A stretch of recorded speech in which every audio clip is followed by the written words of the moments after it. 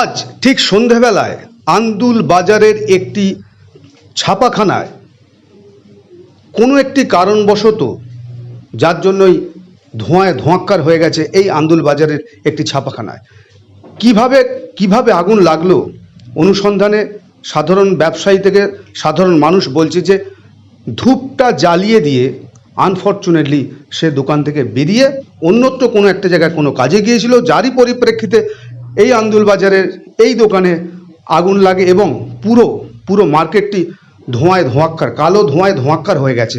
তবে মানুষের যদি এই রকম অসচেতনতা থাকে, আগামী দিনে এই রকম আরও অনেক বিপত্তি ঘটতে পারে বলেই জানা যায় সূত্রের খবর।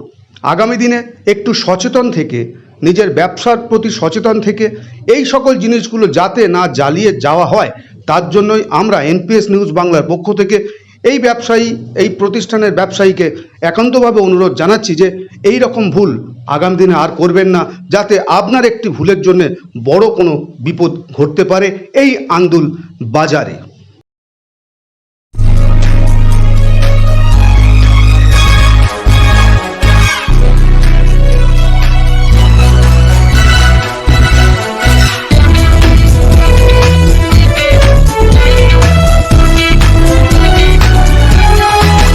আপনারা দেখছেন এনপিএস নিউজ, সবার সাথে সবার মাঝে।